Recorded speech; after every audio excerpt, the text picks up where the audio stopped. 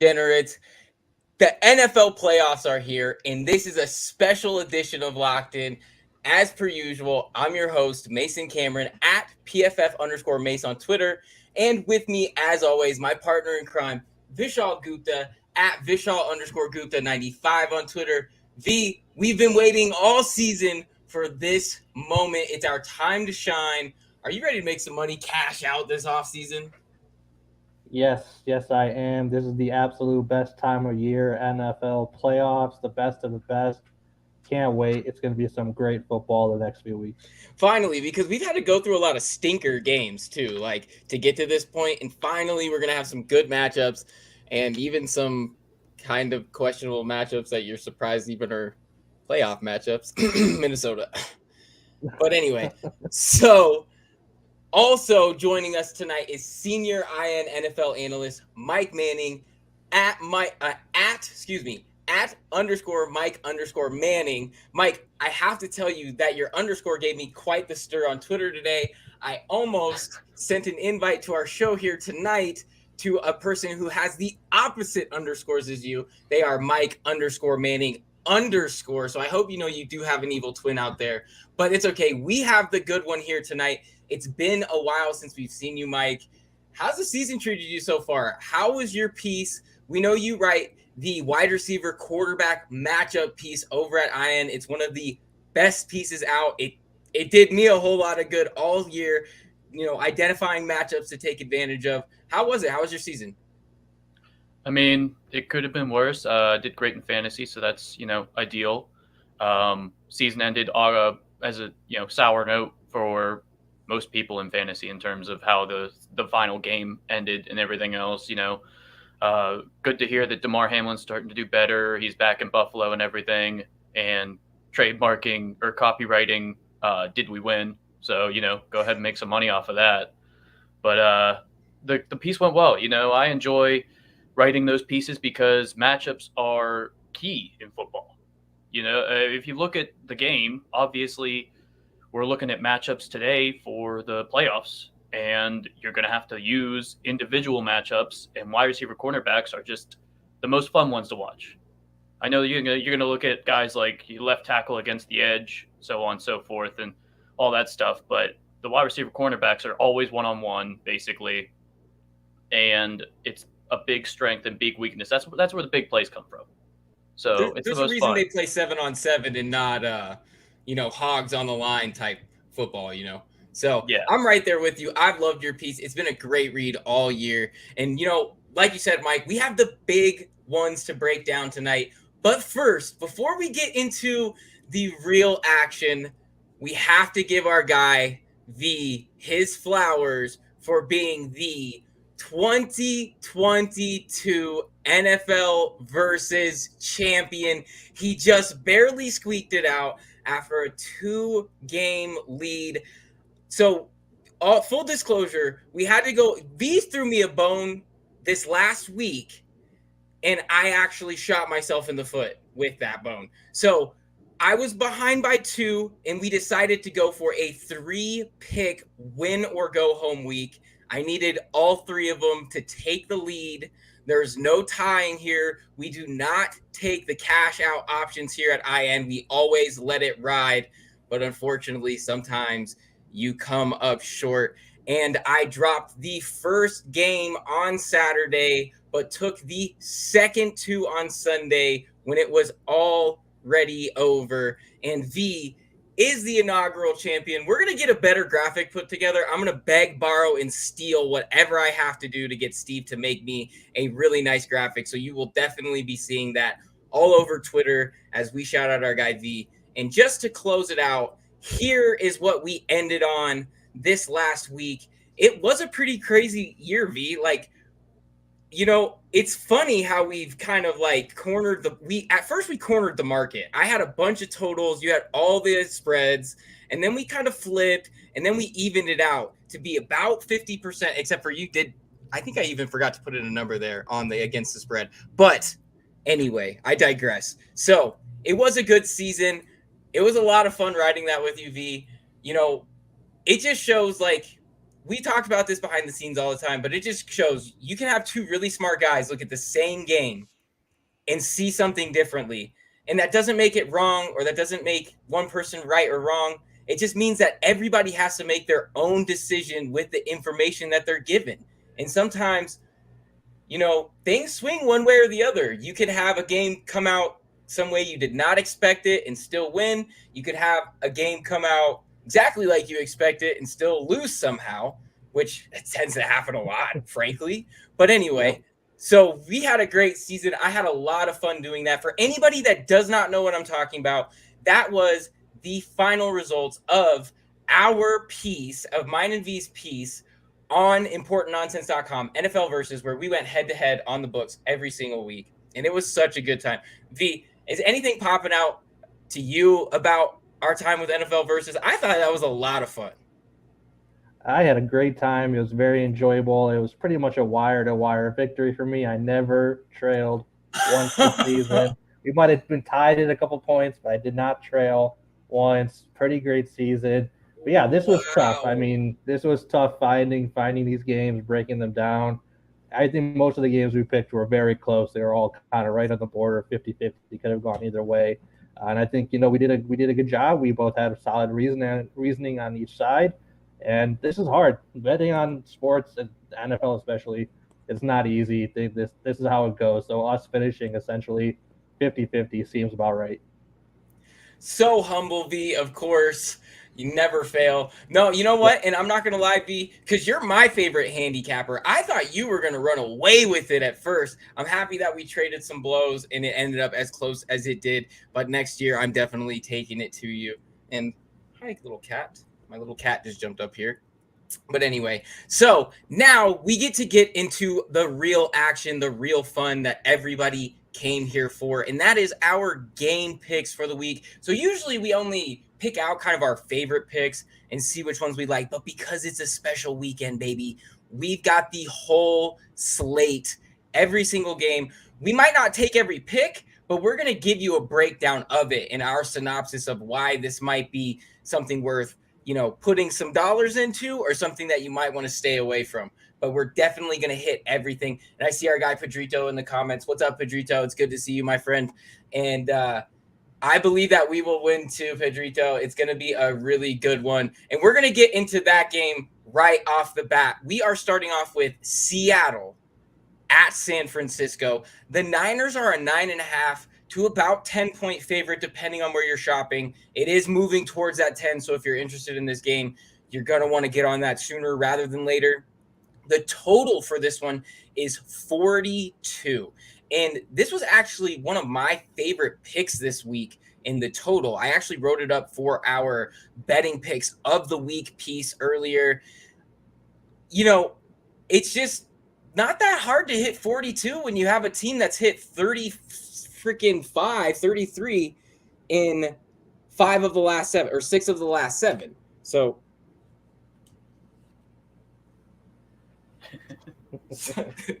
sorry, my cat was on my keyboard and that could have gone haywire.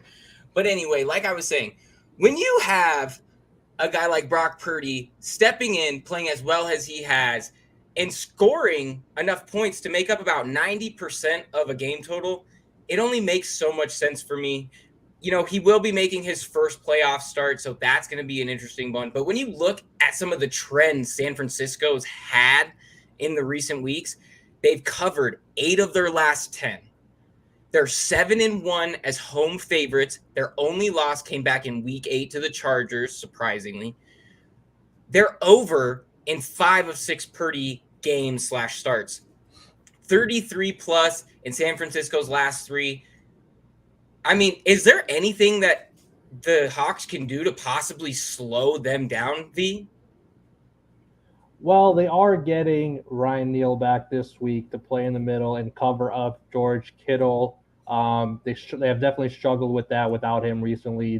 Travis Kelce had a solid game against them a couple of weeks ago. And then when they met in Brock Purdy's, I think, second start, Kittle had a pretty big game in that one too. So I think getting Neal back should help. Interestingly, the last time these two teams played earlier this season, both games ended with exactly 34 total points. So I might actually be leaning towards the under in this one, just because even if SF can put up, around 30 points, I'm just not seeing what Seattle can do in this one to score points. I mean, they've really struggled. The fact that they only put up, 19 last week against a pretty lowly Rams team at home, that's concerning. Geno Smith did not look great, and now he has to go up against a significantly better defense this week. I'm concerned. I would probably stay away from the spread, but I would actually probably lean towards the under this week in this game again. 42 seems a tad high given what we've seen from them earlier this season when they matched up. And it makes a lot of sense because when you do look at it, Seattle hasn't hit an over in a bunch of these games. But I was a little more promised with how they played against the Jets a couple weeks ago that I thought, they put 23 on a good Jets defense and stop, man. They put 23 up on a good Jets defense that, that's promising for them getting back on the right track. Now they only scored 19 last week against the Rams JV squad, so that's a little bit troubling. But I don't think they have to get a ton to hit this over, especially if the Niners are kind of pushing the way they are. But you raise a great point. The Niners aren't just an offense. They're a pretty dang good defense too, and they have played lights out football. Mike, are you seeing anything else with this matchup that we're not quite seeing? How are you seeing this one shake out? So one thing we've been hearing about a lot is the expected weather for the game. In Northern California, it seems like it's going to be a bit of a rainstorm with a pretty decent wind. Obviously not ideal for big plays in general, but that does favor San Fran more than it does Seattle, because Seattle would sit there and depend on more of a deep ball for DK Metcalf and Tyler Lockett than it does the yak ability like it does in San Francisco when it comes to Kittle, Debo being back, Ayuk being a elite short route runner, and then McCaffrey, of course. So I don't think this is going to be a good scenario for Seattle because, as Vishaal had said, this offense has not looked good in weeks. Geno started off great, and the first half of the season, even against San Fran, played well. Overall, he was a top 10 fantasy type quarterback and everything. But in the second half of the season, he's had a lot of turnover luck. Even last week, we saw a couple plays that hit defenders and were not, picked off type plays. He had thrown terrible passes that were just dropped by a defender. And that's something he's done. According to PFF, he's near the league leaders in turnover-worthy plays that they call. And he only has maybe, I think it's 11 interceptions. So that's pretty good. He should have at least 5 to 6 more interceptions if you're going off of what his play has been, especially in the past recent weeks. And Nick Bosa just terrorized Charles Cross last week. Or last time they played. It was Cross's worst game of the year, and Bosa is a Defensive Player of the Year candidate for a reason. That's what happens. When a Defensive Player of the Year candidate goes against a rookie, it's going to beat him a lot and bad. Mike, did you, not to interrupt you, but did you see Brett Coleman's breakdown video? We talked about this a little bit a couple weeks ago, but did you see Brett Coleman's breakdown video on Joey Bosa absolutely taking Charles Cross's lunch money like left and right off of a read that they figured out on the tech that he was going to play? So that's a very yeah. If you haven't seen it, if anybody hasn't seen it, I definitely suggest it. Brett Coleman's video on Joey Bosa. It gets pretty deep into the weeds in defensive line technique, but it is a insanely interesting watch, just like all of Brett's work. That's why he's doing what he's doing.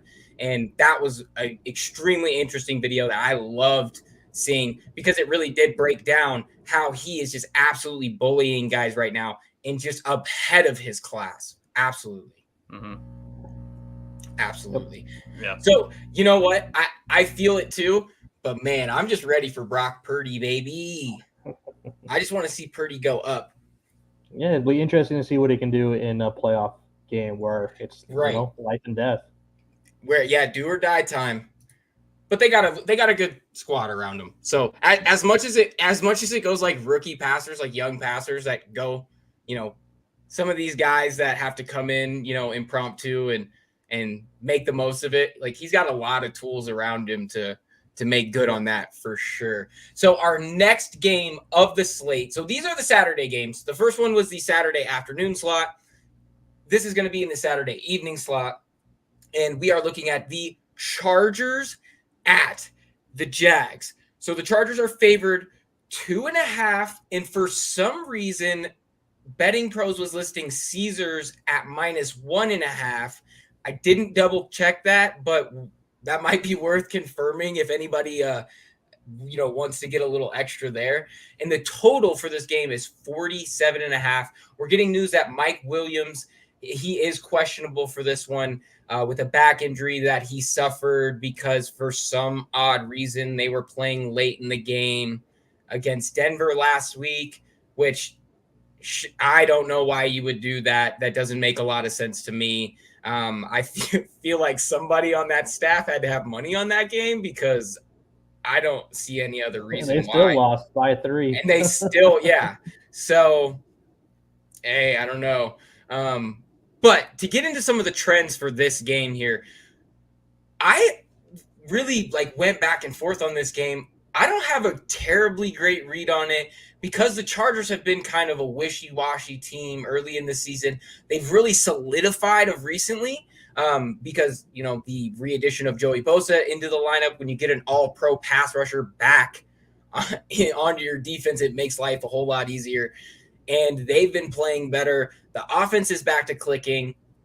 And even still, oddly enough, when I was looking up some of the numbers to this, the Chargers are 4-1 against the spread as away favorites this season, even given all of their issues, which is a huge surprise to me because they have been a team that I felt were hard to bet on all year because you couldn't really tell what you were going to get, how they were going to show up, and then you just knew that their defense was struggling, so it was really hard to get behind them. At the same time, you have the Jags, who are 4-0 against the spread as home dogs, which isn't that surprising because they've been really good.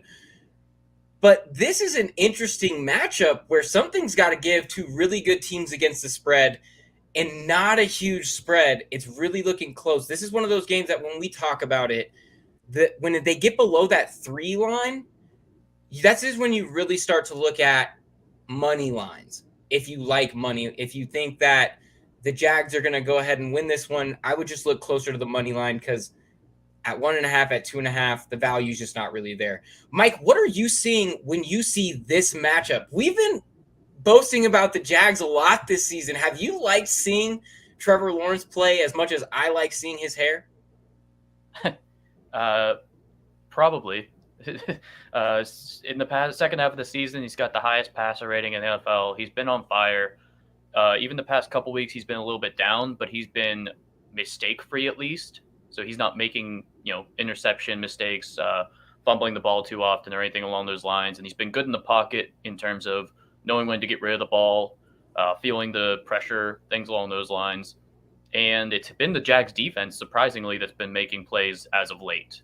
We saw the Tennessee game where there was a fumble return for a touchdown. That's not their first one in the past 5 games. That is one of several that they've had in terms of either a fumble or interception return for a touchdown. And the Chargers' offensive tackles have just been struggling in general this year. And Rashawn Slater is in the window to return. So if the Chargers actually progress through the playoffs, there's a chance they get their all-pro left tackle back, which would be huge for them. But he's not going to play this week.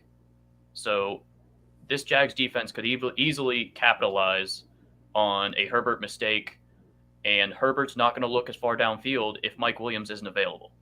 He's not going to take the chances. He's going to be more safe with Keenan Allen, maybe go downfield for a Josh Palmer or DeAndre Carter at some point, but Mike Williams was the guy that when he was in, Herbert's play is a lot different. He's a lot more risk taker. He's going downfield more often. The A-dot is a lot bigger. If he's not there, it's going to change the game plan a lot. It's probably going to be more involved with Austin Eckler, both in the receiving and on the ground, and it's going to have a lot more of the dink and dunk type stuff, which is playing to the Jaguars' hope. I mean, they don't want you to try and go deep on them because they're not good at it. They don't defend the deep ball very well. Well, if Mike Williams isn't in there, that's a good sign for them. Yeah, and that makes a lot of sense. And I even, wrote down here on our notes that both these have been playing surprisingly well, especially the Jags, who, they had been touch and go for a while defensively, for sure. And you said it, the turnover battle has been a huge thing for them. They've made good on a lot of those, offerings that opposing offenses have given up to them.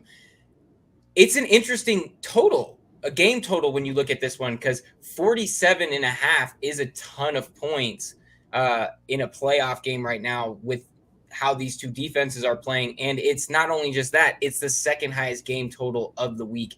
V, what are you seeing when you see this matchup between these two teams? Yeah, well, this line opened up, I think, on Sunday at 3 in favor of the Chargers. And at that point, I was very ready to jump all over Jacksonville. That seemed like way too many points as the home team in this matchup. That number dropped very quickly to just 1 point in favor of the Chargers, and now it's up into that -1.5, -2 range. And at that point, like you said, it becomes very tricky when you fall below 3. It's essentially a pick 'em at this point. So it's tough to figure out, but you're still getting points with Jacksonville, and that's kind of hard to pass up right now. You mentioned it. Jacksonville's defense has been very good recently. Over the last 3 games, they've allowed a total of 22 points.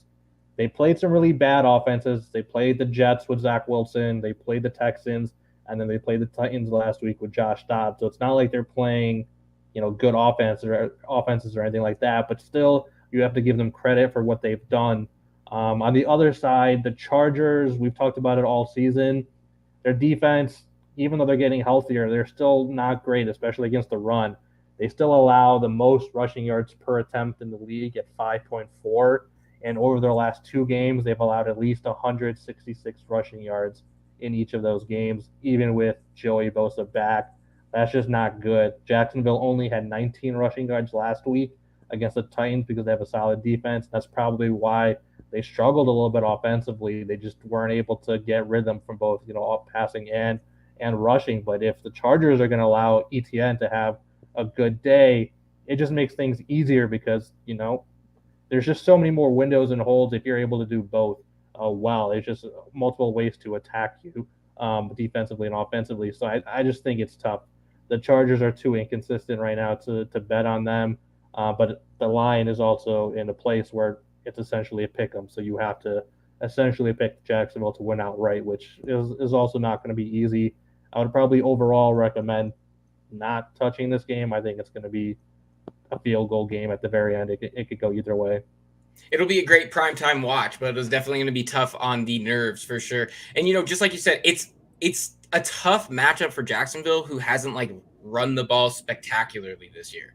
If they were a little bit better on the ground, that makes this a lot, more of an appealing matchup for them, as the Chargers haven't been able to, gap the run for 2 seasons now. So it makes a lot of sense. Absolutely. And so that actually does it for the Saturday slate. And we are into day 2 of Wildcard weekend, because surprisingly they play on Monday for some reason. That's great for competitive advantage, right? Yeah. So we have the schedule makers just at it again. So here we have the Dolphins at the Bills. The Bills are now 13-point favorites. So this is another one that got written up a lot in our picks of the week, because it was somewhere around 8 early on. It skyrocketed with Tua officially being called out.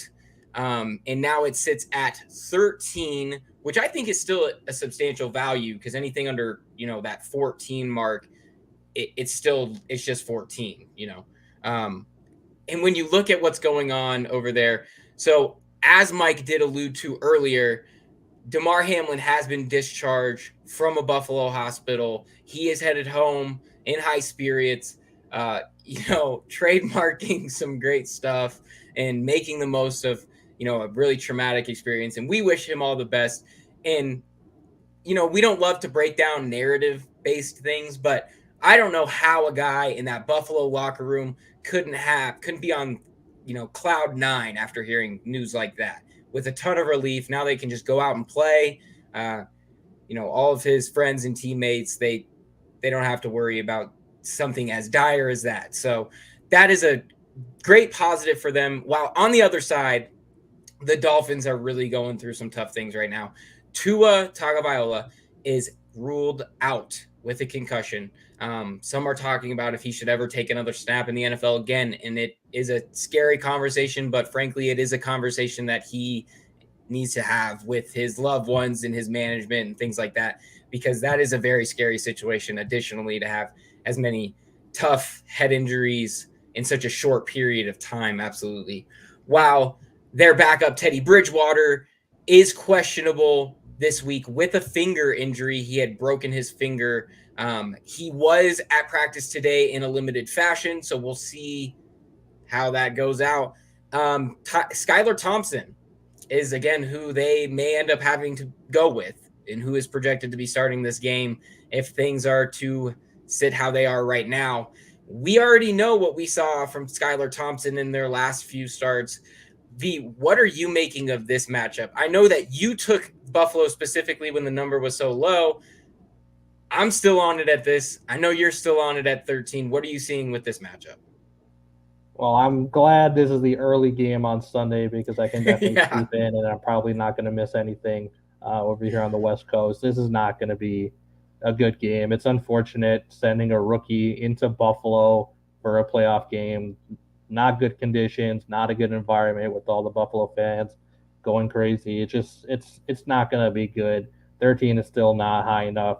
Skylar Thompson, it's no knock on him, but he just hasn't looked good. He is what he is. He's a rookie with minimal experience playing a tough Buffalo defense. I mean, they had 11 points last week at home against the Jets, who also have a good defense. Traveling now on the road, it's just I don't see how they're going to get anything done. There's just no way for me. I don't see any way for them to put a point in this one at all. This could be, I'm seeing like a 35-3 type of game in this one. This is not going to be very close. You just really have to take Buffalo and the under, I think, in this one. I think it's still at 43 or something, the total. That's just too many points. Yeah, 43 and a half. Buffalo would essentially have to score all those points on their own, which they could do, but it's not likely. So you got to take Buffalo on the under, I think, in this one. And it even looks like it's starting to creep 13 and a half. People are still on board with Buffalo here. It looks like 79% of the picks here on Betting Pros are to 13 and a half for Buffalo, and I'm right there with it. Mike, are you seeing anything else that we're not seeing with this game? Man, it's got to be tough to beat Miami because they had a lot going for them early on, and it's been a tough fall from grace. Yeah, what I'm seeing is it should be Pittsburgh instead of Miami, and people would be happier with it. That's what I'm saying. I would still take the under in that game, whatever the total is. Any Pittsburgh game this year, you should have taken the under. Oh, we did. Yeah, exactly. So we did. But in general, I mean, this is not a good sign. This is not going to be a good game. I'd be shocked if Miami was able to score over 14 points. And I mean, we've seen, like you said, we've seen Skylar Thompson the past couple weeks against good to great defenses in taking over in New England, and then also against the Jets, both above average defenses, and they were able to show that he's a 7th-round pick for a reason. So he's not Brock Purdy even. Like, he's a bad 7th-round pick at this point from what he's shown. Any of his starts, or time he's played this season, he has not looked good. He has not played well. He has been just the guy that's up next. And so if Skylar is going to be the one that starts, because we see that Teddy Bridgewater is limited, and with it being a pinky, I had seen that Brady Quinn had said that as a quarterback, he's surprised that Bridgewater isn't even practicing in full at this point, because the pinky is the least necessary finger when throwing a football. Like, they've had drills, he said, that they just don't even have their pinky on the ball. So even if Teddy starts, all right, maybe they score 17 instead of 13. Like, I'm still not expecting much. Teddy hasn't looked good this year either. This Bills offense is on a tear. This Miami defense is vulnerable in the secondary, to say the least. Xavier Howard is having a terrible year. And with Stephon Diggs is probably going to run circles around him. this bill or that Raheem Mostert's expected to be out for the Dolphins as well because of a broken thumb or hand. I'm not exactly remembering positively, but that's their big play on the ground gone. All signs are pointing towards just a complete and utter massacre on the football field. Absolutely. Frankly, I think the moral of this story is get in now while it's still under 14. Yes. I don't think it's going to definitely be 14 by game time. I mean, I'm no odds maker. Those guys are way smarter than me. But if I'm setting this line, it's 15 and a half or 16 because it needs to be more than a 2-score game. The fact of the matter is, this Dolphins team healthy on the road in Buffalo, I'm still probably looking at like 6 or 7. Like at their height when they were scoring 30 plus a game, I'm still probably looking at a 6 or 7 point spread. And to see how far they've fallen from grace to only make it 13 is a little bit questionable. I guess I get that they want to have even money on both sides, but I don't think this is the way to do it. I think it's going to absolutely plummet. But that's going to be something we see. And you know what, Mike? I have to give it to you because your guy, Kenny Pickett, won us quite a bit of money this year. So we appreciate that. When you see him out tomorrow night, out on the town, you tell him that I said, what's up? Appreciate it. Yeah, me and KP just heading out on the town. I knew you're the guy to know out there. We're going to make our way out there, Mike, and we're definitely going to paint the town yellow. All right.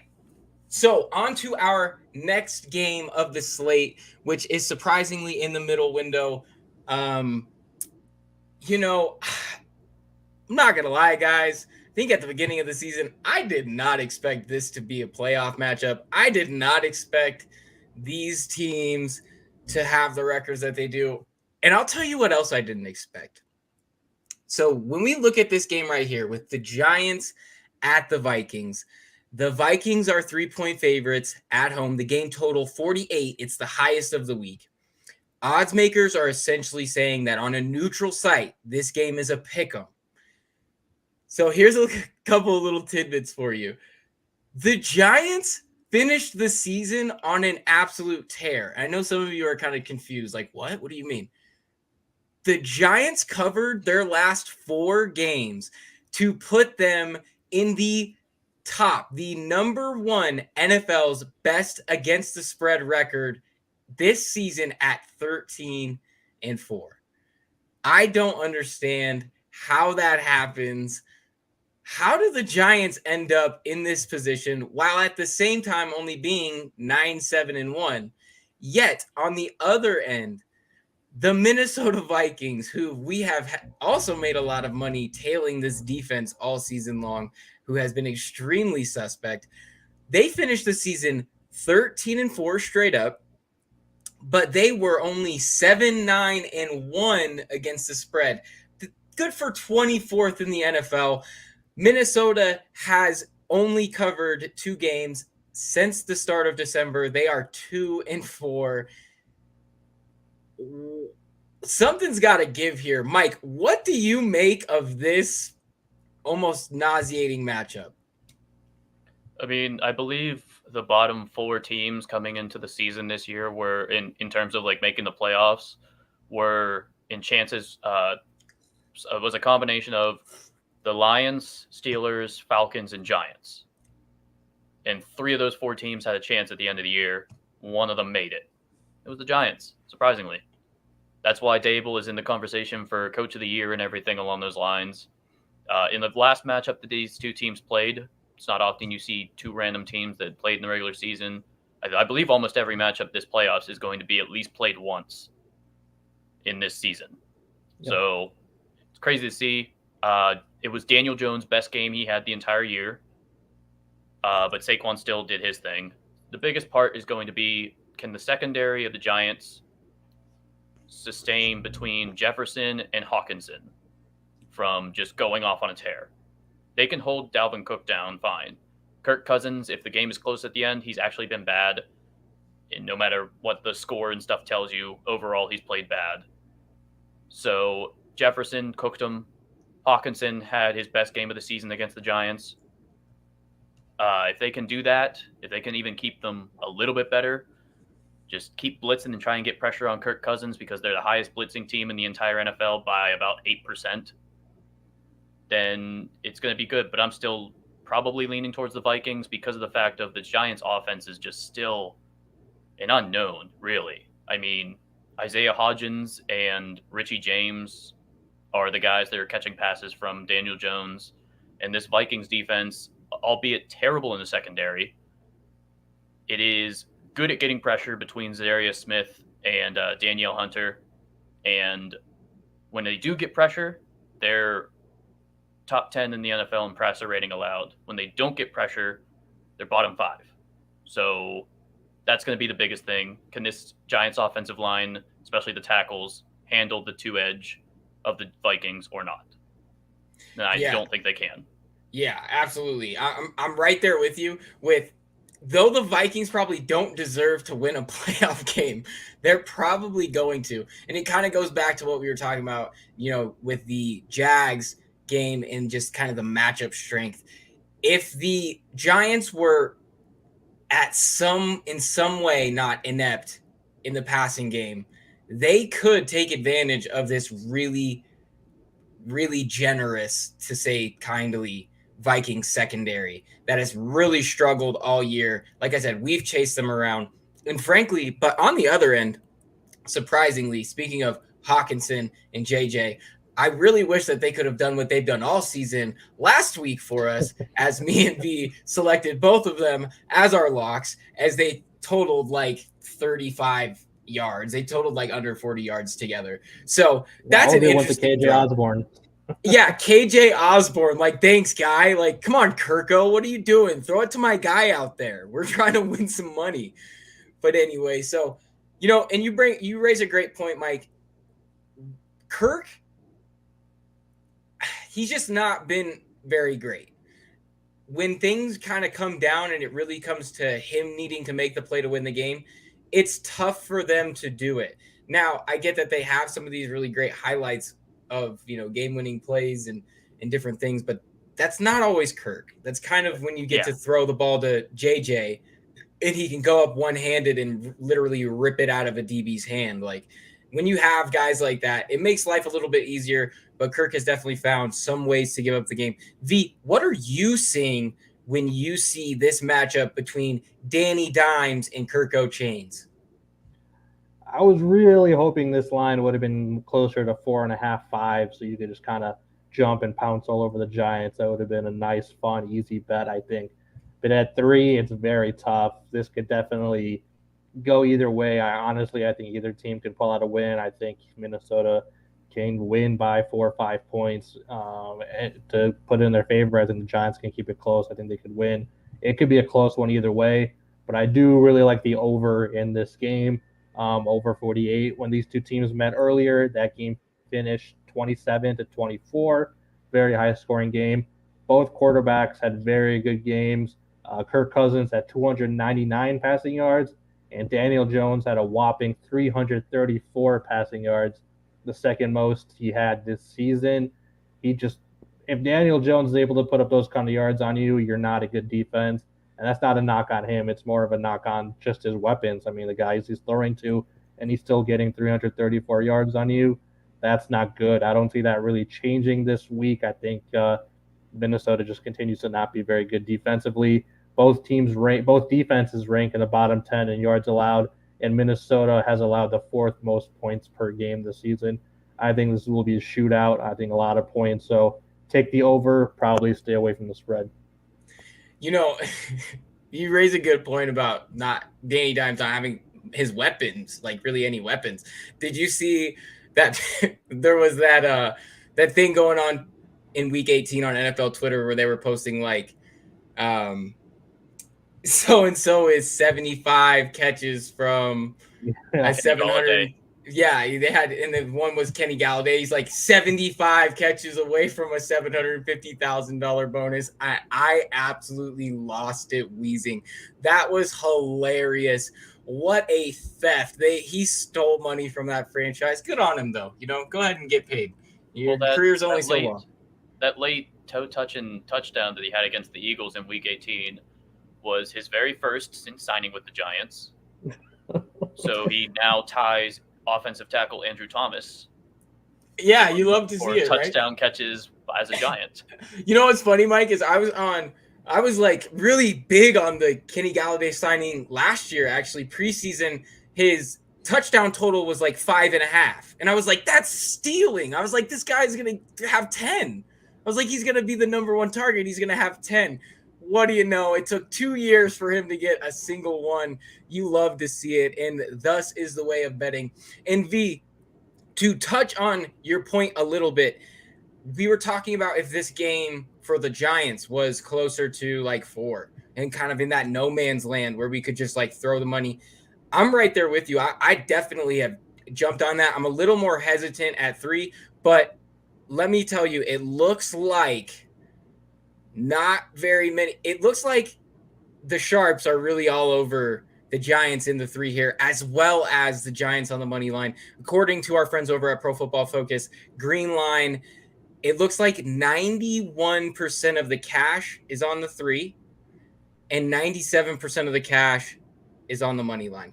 Yet they're roughly about 50% of tickets on both. So that's an interesting draw. That means that the Sharps are definitely, all over it. You might even see this number creep down below 3, which I wouldn't like, but I would definitely at that point be probably riding with the money line to try to I'll squeeze all that value out of it. But that's just me there. So that is the afternoon slate for Sunday, and we head into the evening prime time slate, which again features another backup quarterback. We have the Baltimore Ravens at the Cincinnati Bengals. The Bengals are about a 9.5, 10-point favorite. The game total for this is 40.5 points. Lamar Jackson is again not expected to return this week due to a knee injury, his PCL. He tweeted that he's not 100% and he's still dealing with inflammation and instability in the knee. Jackson is also slated to be a free agent this offseason. He's almost assuredly going to get the franchise tag. I can't help but think this is partially a money decision, and this might also partially because also if you're really still dealing with a ton of instability, I'm not a doctor, by the way, so I have zero idea anyway what I'm talking about. But if you're still dealing with instability as far down the road as he has been, that's a little worrisome.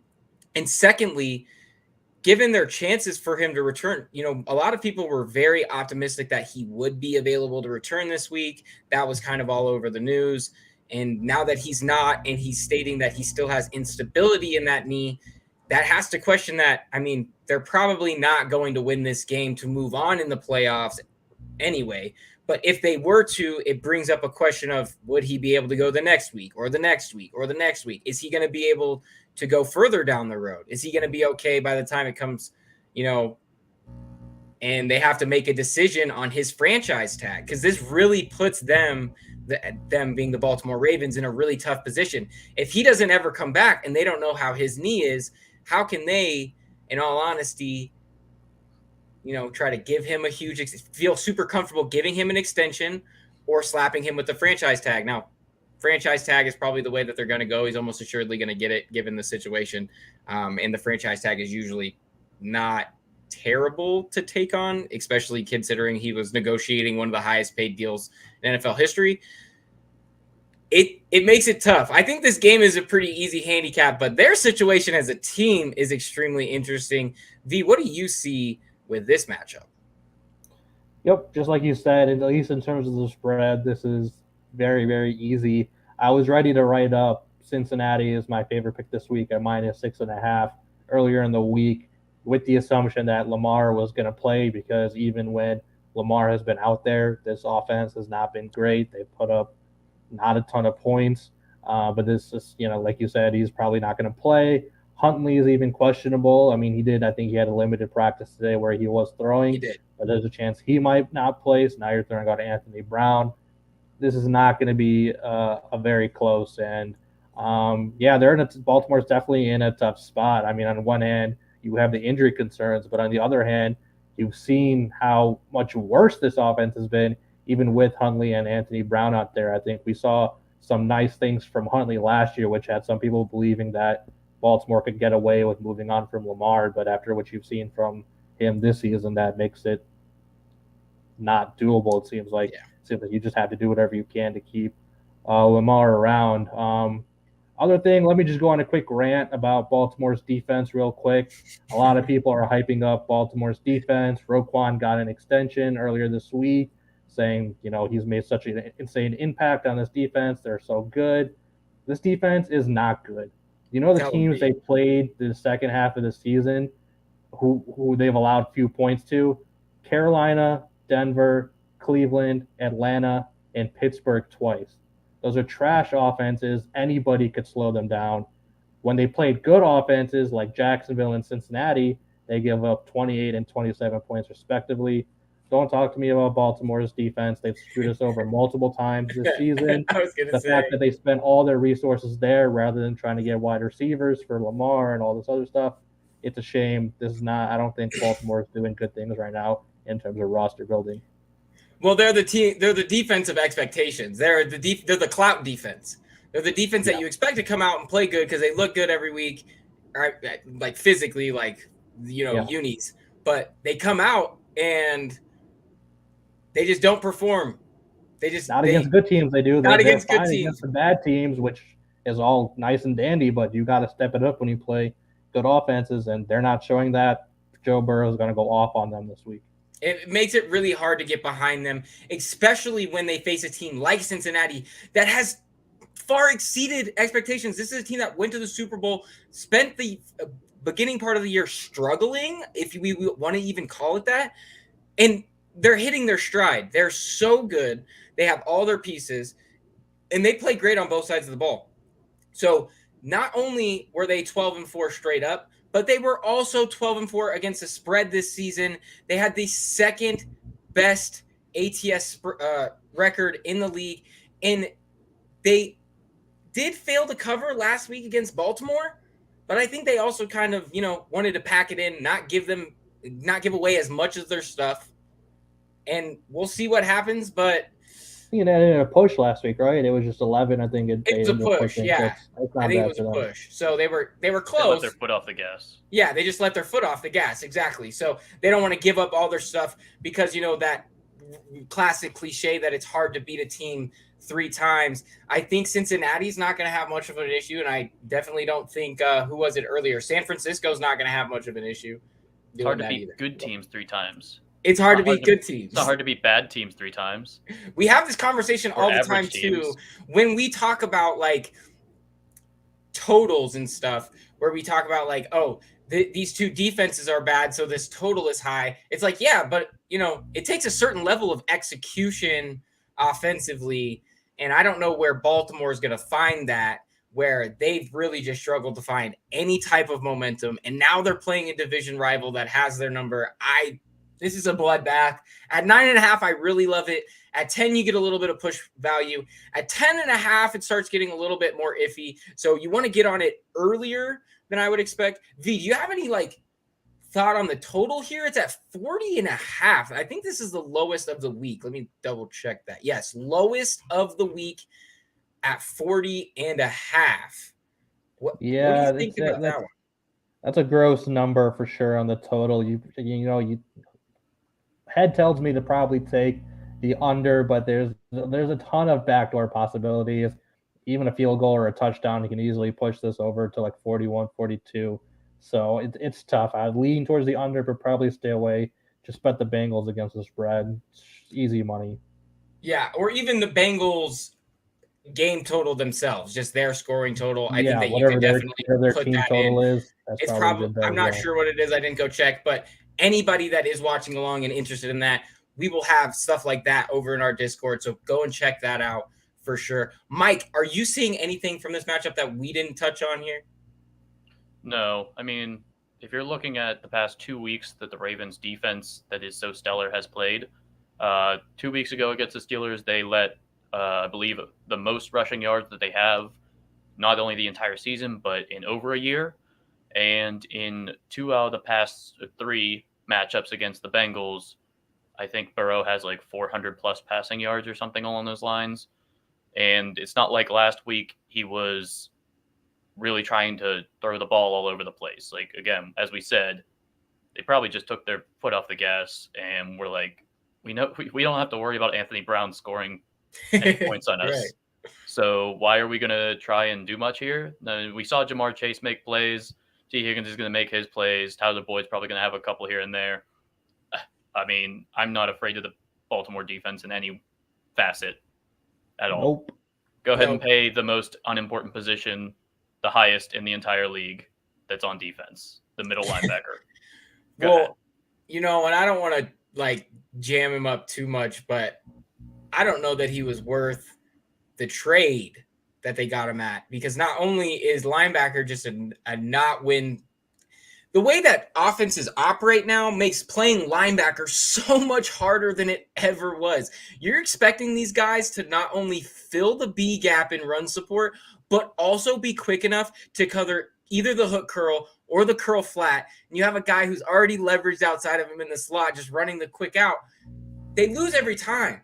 The RPO has made that position the hardest position in the league to play. Now, I get why you'd want valuable guys there, but I think the variance that defense allows makes putting that type of money into that position just idiotic, frankly. Now, not to jam them up too much, because they've forgotten a lot more about football than I'll ever know, but it makes it a hard position to play and a really questionable position to pay, in my opinion. And I think that they're going to run into some roster construction issues here moving forward, especially if they can't get any production at wide receiver, as V had stated previously as well. Yeah, and if you're looking at Lamar, I would have probably prioritized paying him, considering they offered him, I believe, 130 mil guaranteed to hit the last time they offered, which would be behind guys like, obviously, Deshaun Watson. It would be behind, I believe, Aaron Rodgers, Kyler Murray, Russell Wilson. Like, these are guys that an MVP level quarterback probably should be getting around at least more than him. Right. So right. It was reasonable for him to not accept that. Did Lamar hire an agent?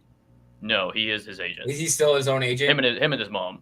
I thought his mom was his manager. Okay, well, they're both dealing with. But I don't remember. But that's probably got something to do with it. Frankly. I mean, they were smart to decline it.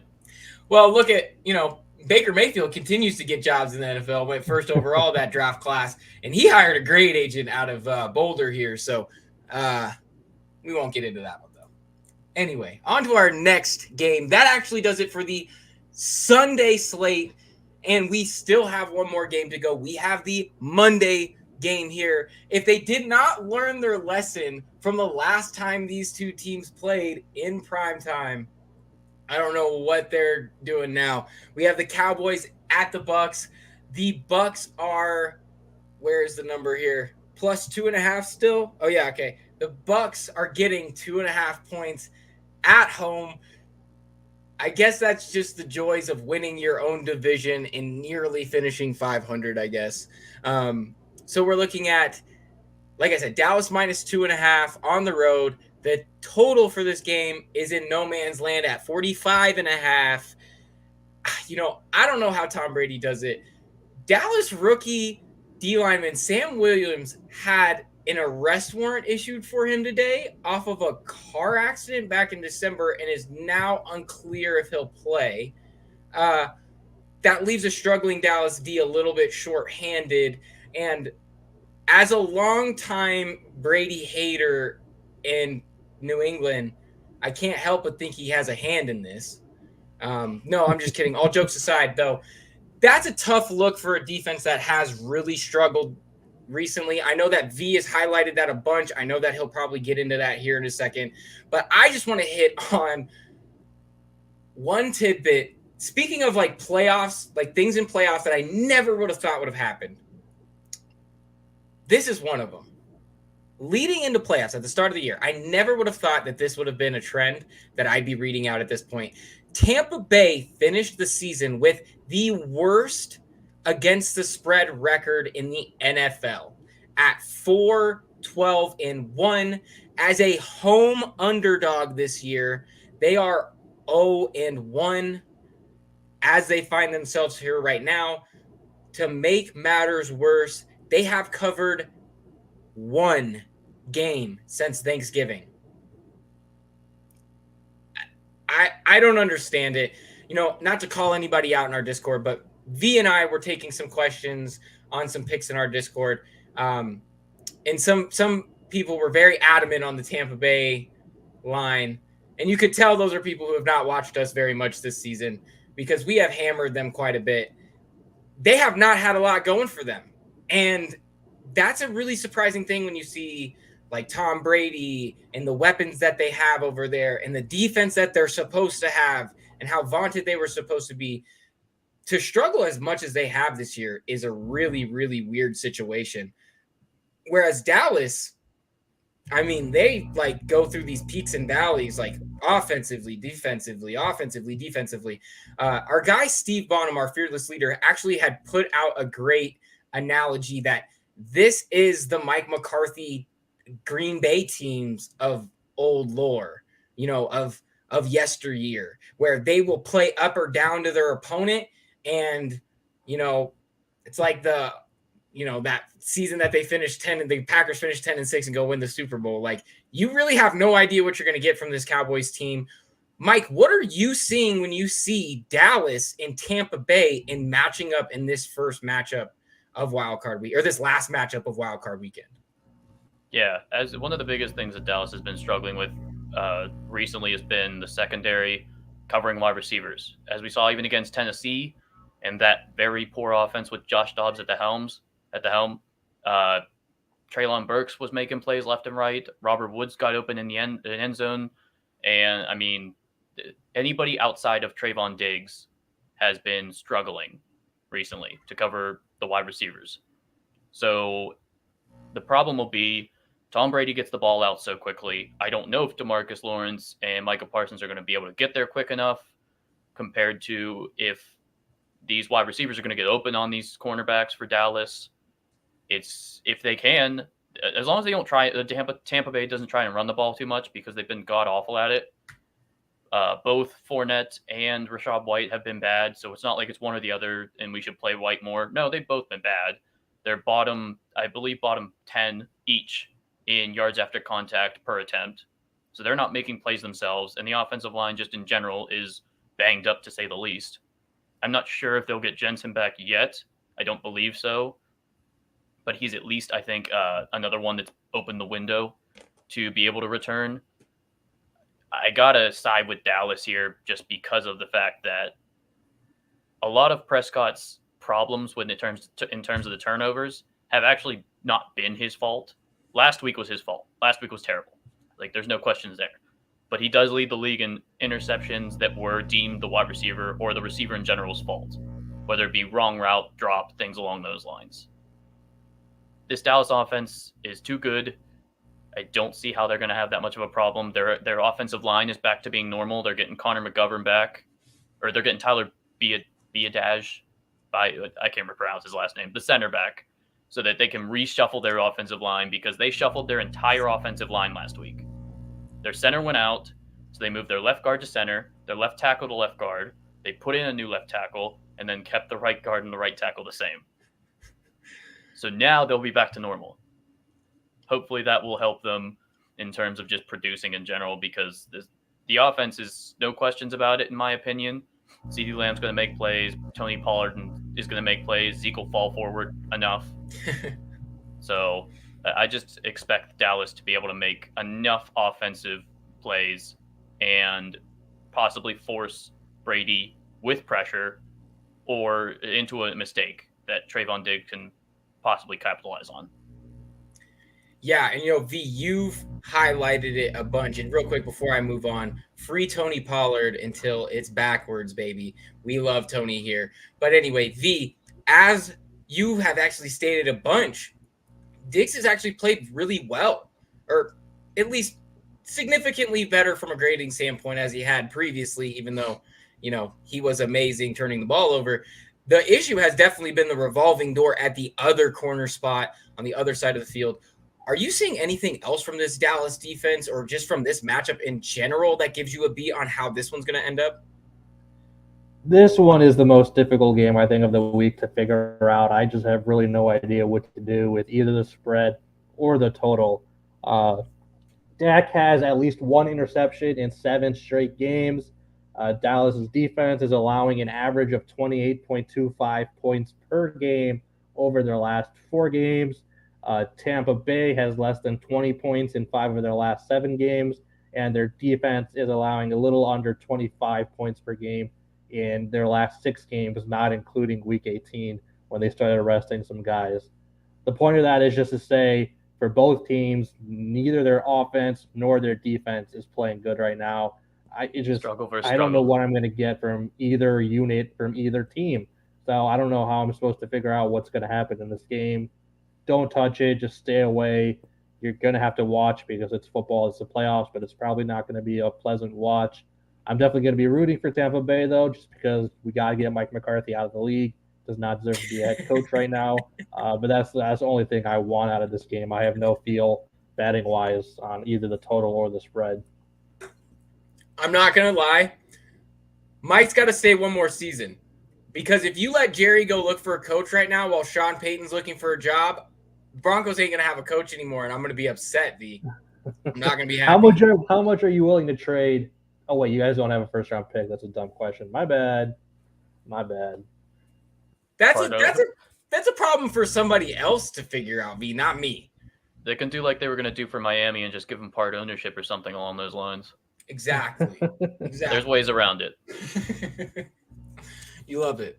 You love to see it. So that's the end of our game picks for the day, but we are not done.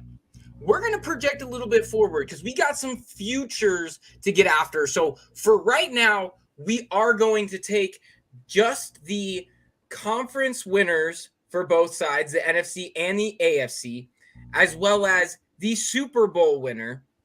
And then as we get a little bit closer, my cat is in attack mode.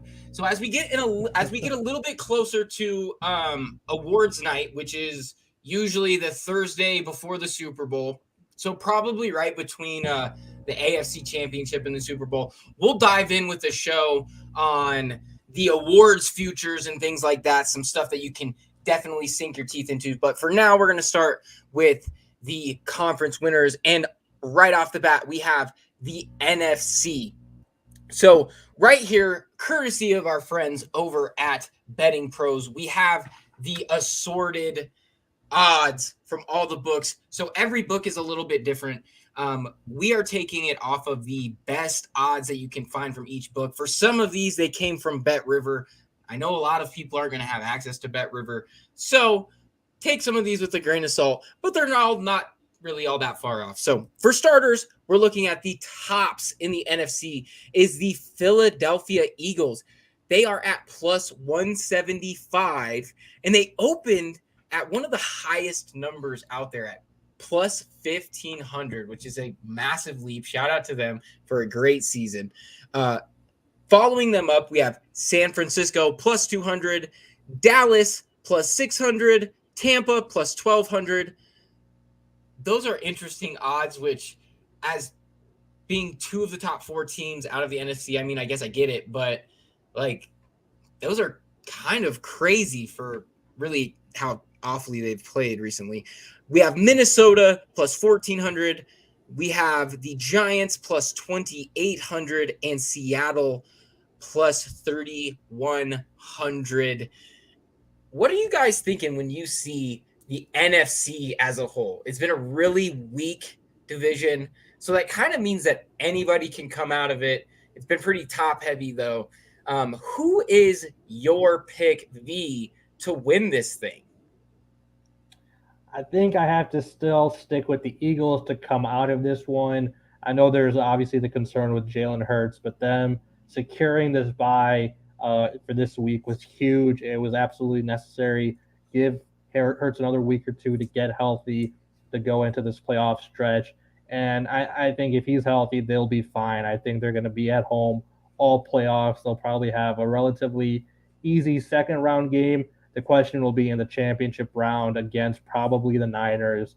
But in that situation, this is a game in Philadelphia, Brock Purdy versus Jalen Hurts with the crazy Philly crowd in the background. I think it's hard to pass up the Eagles at that point. I think you still have to take them, even though you're only getting plus 175 at this point. Yeah, I mean, there is also a certain value in a sure thing, for sure. Yeah. So, Mike, who would you take to come out of the NFC here? I mean, I don't mean to be boring, but I do like Philly. Philly and San Fran have certainly stood out this entire season overall in terms of play and longevity, everything along those lines, heights as well as stability. I don't think I can believe in Brock Purdy playing this well. Like all he needs is, we're out of the regular season. All he needs is one bad game. Could we find it hard to believe that a seventh round, very Mr. Irrelevant has a bad game at some point in the playoffs? Yes, I can believe that. Dallas, we just pointed out how many issues they've been having. So if I wasn't doing Philly, the two teams I'm looking at is Dallas and Minnesota, because things can fall the right way for Dallas and Minnesota, at least to be able to be more of underdog type picks. Obviously, we saw Dallas compared to Tampa Bay. Both are struggling, so nobody's looking at them. Minnesota is almost not even favored at home against a wild card team either. So, but those have shown if Minnesota can keep that one score win streak or winning in one score games type streak going, who knows? Things could fall their way. We've seen Kirk Cousins not play well, obviously, this entire season, in primetime stuff, things like that is not his forte. But he's also got Justin Jefferson and studs around him. So if I wasn't going to pick Philly, Dallas and Minnesota are the guys I'm looking at, because I think San Fran is going to just have a hiccup at some point, and I don't think it's worth that slight difference in between Philly and San Fran.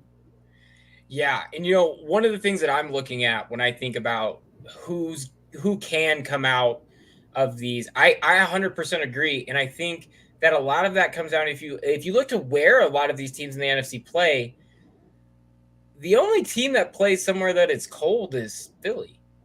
I mean, New York's not going to host a game. Seattle's not hosting a game.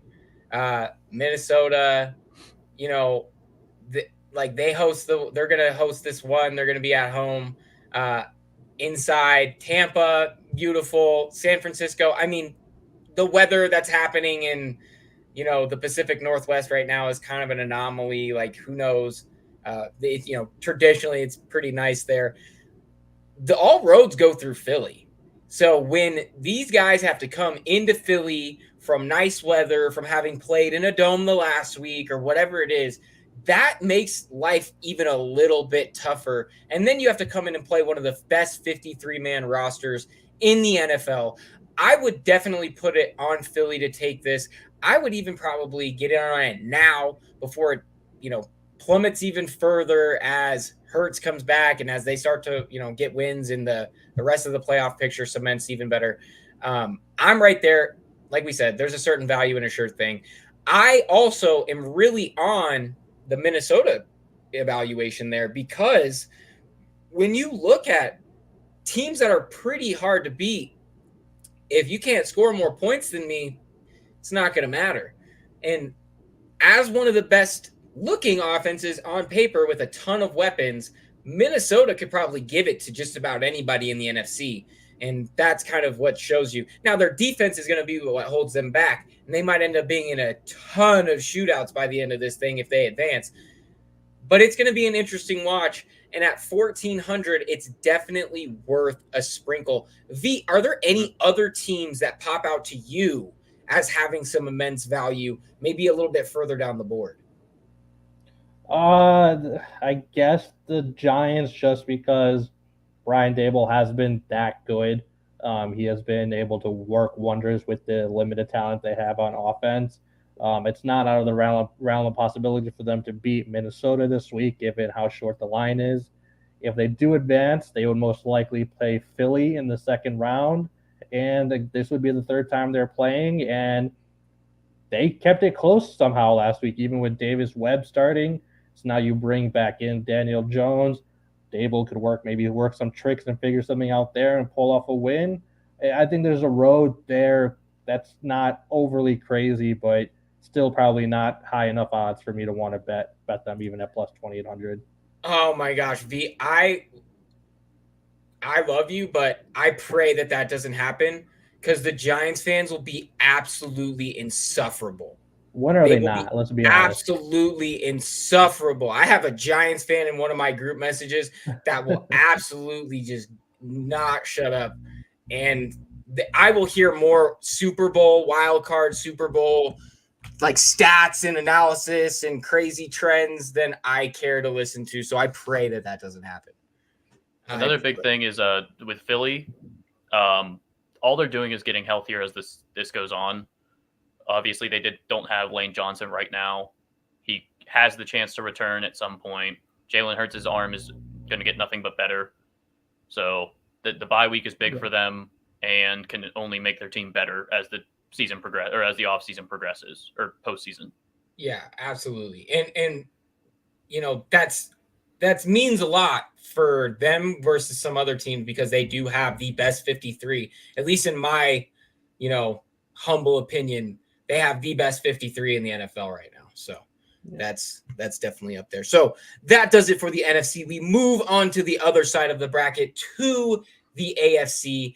And this one is a much tighter race for sure. There are a lot of good teams out of the AFC. We start off with the Kansas City Chiefs leading the odds at plus 170. I have Chiefs fans literally pulling out on my Twitter my takes from early in the season when people were posting in March when this team got worse, when they traded away Tyreek Hill and they were still favored to win the division. And I said, Oddsmakers must be drunk. Chiefs fans are going out, pulling that out and putting it in my timeline. I can't even believe it, but shout out to the Kansas City Chiefs. They absolutely deserved it. They had a great season. Plus 170 to win the AFC. Behind them, we have Buffalo plus 200, Cincinnati plus 450, the Los Angeles Chargers plus 1,200, Jacksonville plus 2,500, Baltimore plus 3,300, and finally, Miami plus 5,000. Mike, who are you liking to take out of this packed AFC? Gotta say my favorite is probably Cincinnati here. In terms of how talented they are, obviously, as an offense, they're on par with Kansas City. They're on par with Buffalo in terms of ability to score points. And I think that their defense is playing well enough and compared to all these other top teams that their secondary is solid. They're able to get turnovers. Their linebackers are playing arguably the best in the entire AFC. Maybe you could compare it to Buffalo at this point, and that's probably about it. And I know we said how useless the linebacker position is, but if any of your defensive positions are playing great as a group, you're not going to be upset. It's going to be a good thing. And they are able to get a pass rush going with their two edge. And so I'm just thinking that in terms of the line as well as the team of talent, I think that Cincinnati is a good bet here. Yeah, and it makes a lot of sense because they're really it's kind of a three-dog race, at least when you look at the odds at, plus 450 where Cincinnati is. That's kind of the sweet spot for value for sure, because the next one down at 1,200 is nearly 3 times the amount of that. So that's definitely an interesting draw. I love it. I think that they're hitting their stride. V, what are you liking out of this absolutely just stacked AFC? Yeah, once again, I'm straight in line with Mike. I was also taking Cincinnati plus 450 here. You guys have said it all. They've looked really good recently. They're playing as well as you can. Before that Buffalo game came to an end, Cincinnati was playing very well offensively. They took it right down the field on their opening drive and scored against a very tough Buffalo defense. I don't think there's a defense out there that can stop them right now, and their defense is also playing very well. The other key thing for me, though, is that given that they're the 3 seed, they're going to have to go on the road if they want to come out of this conference, and they proved that they can do that in the playoffs last year. They had to go to Tennessee, pull out a close one there. Then they had to go to Kansas City and come back from an 18-point deficit, and they were able to do that. So this is a team that does not care where they're playing. They can pull out gutsy wins in any stadium in the league. That's key for me. I haven't necessarily seen that from Buffalo or Kansas City because most of their playoff games have been at home. So Cincinnati being so good on the road, that's a big factor for me, is why I think that they're a good bet to come out of the AFC. That makes a ton of sense, and I'm not sure. I haven't kept track of all the how it ended up shaking out, but if I recall, weren't there a lot of scenarios? What scenario are we looking at? Is there a chance of a? Oh yeah, they're doing the neutral site for only if it's Kansas City, Buffalo, and that game will be Okay. in Atlanta. Okay, all right. I thought if either one of the teams with less games played were to travel to KC. I thought that was it, Mike, but I wasn't sure either. We'll have to double check. Anybody check out our Discord. They And had we'll to keep have you the posted. same number of wins, I believe, as well. Cincinnati does not have the same number of wins as Kansas City. So even though Okay, they have yeah, an uneven that number makes of sense. games played, it would still be in Yeah. Kansas City. So it's only Kansas City, Buffalo if they meet in the championship game. Okay. You're right. Okay, yeah. perfect. So we do have a so there at least won't be any, neutral site craziness if Cincinnati does end up moving on, which would be interesting. Another one that I'm highlighting here, it's not my favorite because, of course, I agree with the two smarter guys on this show that Cincinnati is a hell of a value at 450 because they have a much better than half chance to advance with Buffalo. With Buffalo only being 200, and Cincinnati being up to 450. Now, I know that line varies in a lot of places. This 450, also for anybody following along, is at DraftKings. So make sure you kind of get on that. But another one that I'm liking is a team right below them, the Chargers. Now, if the Chargers are at plus 1,200, this is more of a value play than I super believe in the Chargers type play.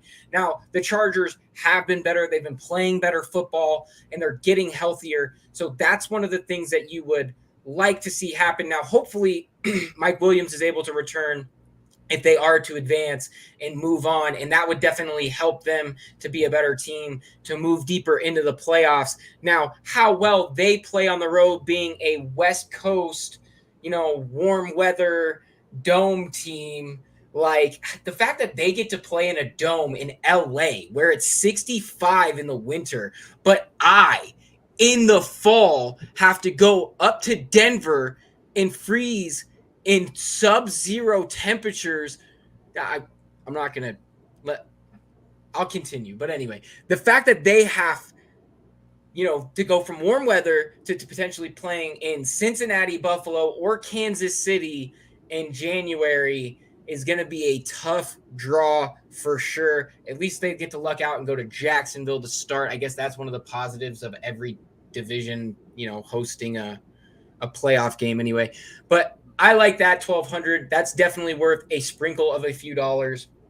And I am a little bit of a conspiracy theorist, and I'll tell you why I will be taking a few dollars on Miami to win the Super Bowl here. Oh boy, let's hear this one.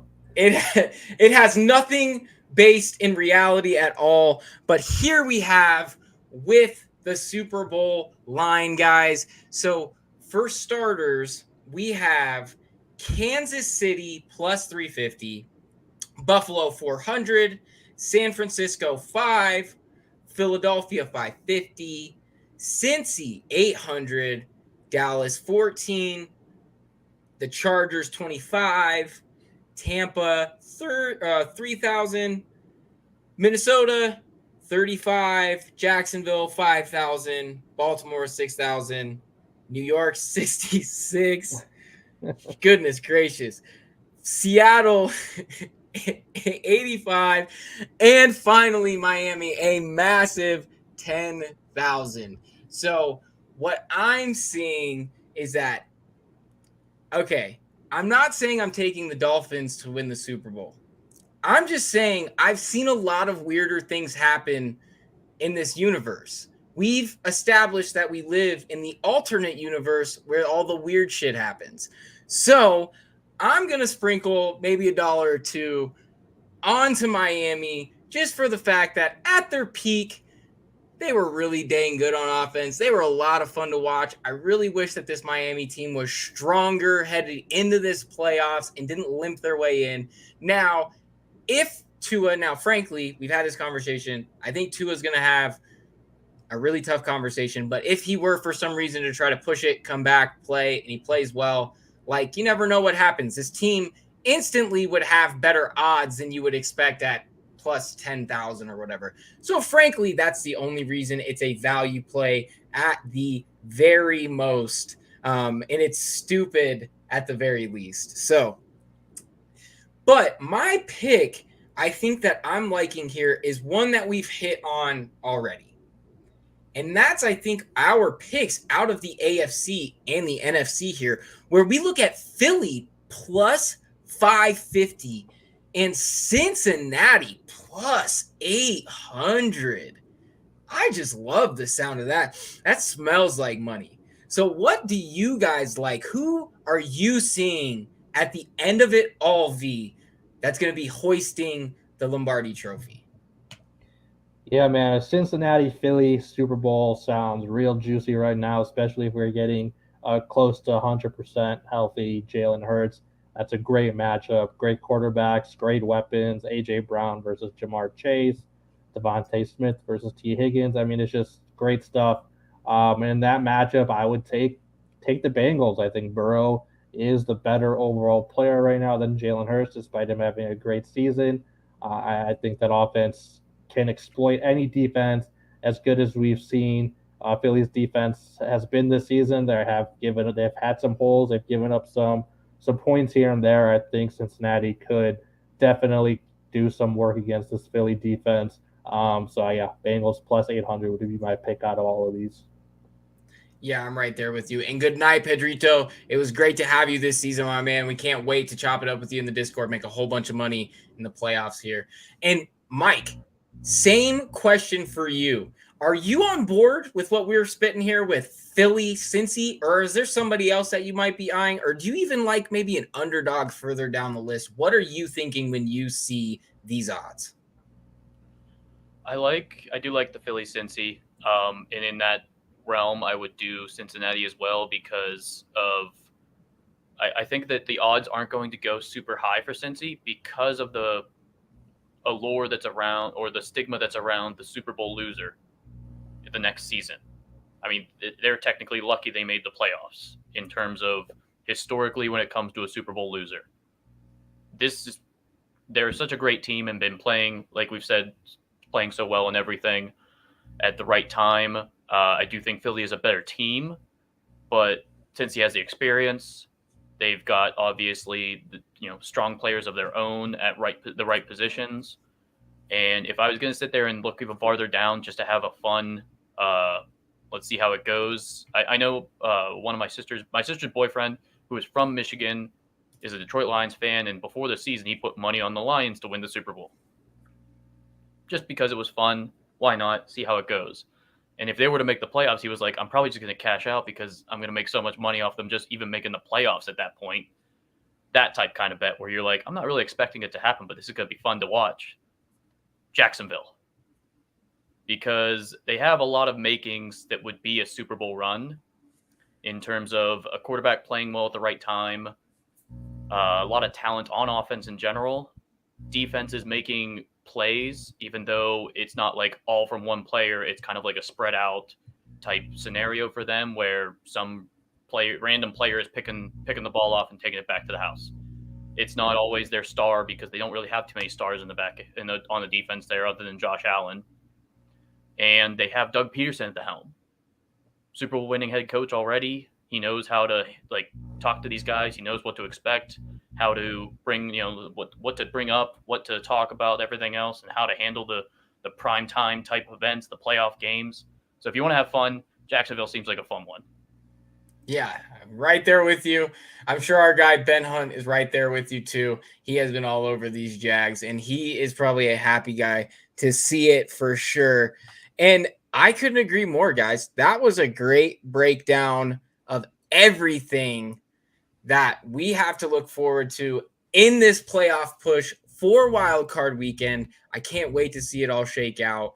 Like I said, we're going to have more awards futures down the road. We're also going to be back every week until a champion is crowned to break down, recap the action from the week. We're also going to be projecting our picks for the next week, and we're hoping to make a lot of cash, and we're going to have a good time. Make sure to check out everybody's work over at importantnonsense.com, all of the betting stuff, all of Mike's stuff. Mike, are you still writing the matchup piece for the postseason as well, or you just do it for fantasy more or less? I mean, because if you want to give me your sneaky slots that I got to watch out for that are going to absolutely make me some cash in the props, like, I'm your guy. You can be, how to DM me. So yeah, how about we'll go with if you join the Discord and you're looking for a weekend play, you go ahead and ask in Discord, and I'll give you something to work with.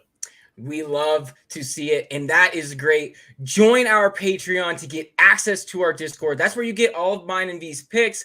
That's where you can bug Mike about who you need to hold in your keeper league in January, and then you can go over to shop.importantnonsense.com, promo code LOCK to get all of your merch for the off season. I know we're going to add even more cool stuff to that. And I think that about does it. V, do you have any parting words for the folks at home? Enjoy the weekend. It's going to be a lot of fun, a lot of good games to watch, and it's going to be a fantastic month of football. So I hope everybody enjoys. It's been a great season, buddy. It's been such a fun ride. I can't wait to make a bunch of money with you this postseason. And Mike, do you have any parting words for the people at home? No, let's enjoy some playoff football. I mean, if you're going to take a break from watching football or, a very long bathroom break, maybe something along those lines, I would do it either during the Buffalo-Miami game or the Baltimore-Cincinnati game. Yep. You're just not going to miss much. So, otherwise, let's have fun. Much. I love to hear. We love to take the time when we need it. Self-care is important. Mike, it was great having you. Thanks for coming on. It was good to talk to you again. And you know what? I just can't wait to make some money this week, guys. So until next time, good night and good luck.